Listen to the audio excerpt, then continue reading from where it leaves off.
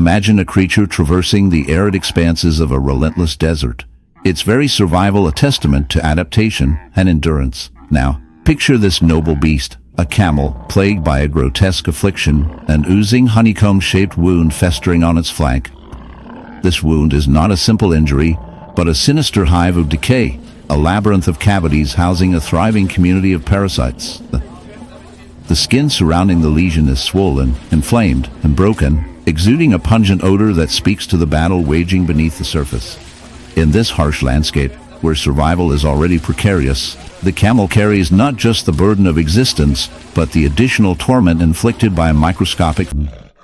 Beneath the stark, frozen expanse where the white silence of the Arctic reigns, a singular spectacle of nature's harsher side unfolds. Picture, if you dare, a mighty polar bear, sovereign of ice and snow, now marred by a grotesque honeycomb wound that perforates its massive flank. This wound is no mere injury. It is a lattice of decay, an infestation, a battlefield of biology where the body's defenses have all but surrendered. The honeycomb pattern, crusted and raw, tells a story of relentless bacterial siege, while protruding growths crawl, multiply, and feast. Each cavity a nest, each nest a haven for parasitic colonizers, an infestation that rivals the bleakness of this animal's Arctic kingdom. Among the most unsettling of intruders is the barnacle, a creature alien in this icy domain, festering on fur that once shone like fresh snow. Those stubborn crustaceans, better known for clinging fast to sunken ships or rocky shores, have found a grim new host. Their hard, shell-like bodies cluster in clammy colonies, embedding themselves with an in the desolate expanse of the Arctic, where the biting cold reigns supreme, and the landscape is a canvas of white, a chilling sight emerges from the snow. A polar bear, the very embodiment of strength and majesty, lumbers through the frozen terrain, but something is dreadfully amiss. Its once pristine fur is matted and stained, revealing a horrific wound that tells a story of suffering and survival. This is not just any injury. It is a grotesque hive of bees, a pulsating mass of life clinging to the bear's flesh, a testament to nature's cruel and bizarre twists. As the camera zooms in, the viewer is confronted with the unsettling reality of this creature's plight, a stark reminder of the fragility of life in the wild. The polar bear, an apex predator, is not accustomed to such indignities. Its thick fur, designed to insulate against the harshest of climates, has become a breeding ground for a swarm of honeybees. How did this happen? The answer lies in the bear's search for food. In a world where climate change has disrupted traditional hunting grounds, the bear, driven by hunger, may have stumbled upon a beehive, perhaps seeking the sweet nectar of honey.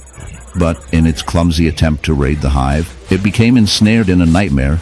The bees, fiercely protective of their home, launched a relentless attack, stinging the bear repeatedly, embedding their barbed stingers into its skin. The bear, in a desperate bid to escape, inadvertently carried the hive with it, a grotesque souvenir of its ill-fated foraging.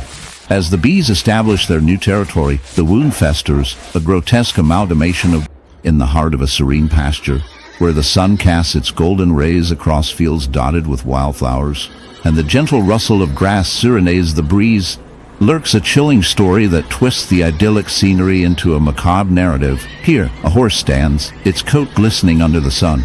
But as we draw closer, a horrific sight emerges, a gaping wound, ravaged and oozing, festooned with angry buzzing bees. This is not just a mere injury. It is a sinister testament to the dance between nature and negligence, a haunting reminder of the untamed forces that lurk within the natural world. The wound, shockingly large and grotesque, seems almost alive, throbbing as though it possesses a heartbeat of its own. The bees, drawn by the scent of fresh blood, have turned this majestic creature into an unwitting host.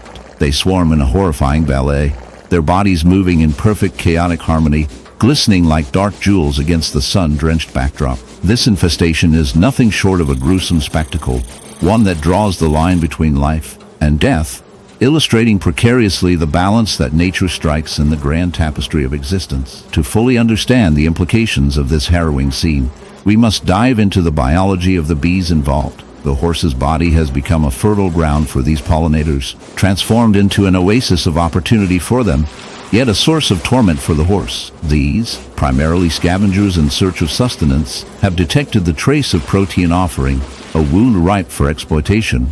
As they land on the horse's open flesh, They engage in what can only be described as a feeding frenzy. Their mandibles scrape and gnaw, tearing at delicate tissues, while their stingers, infused with venom, deliver excruciating pain, setting off a firestorm of inflammation in the horse's body. Now, let's consider the implications of these winged marauders. A bee infestation like this one can be both lethal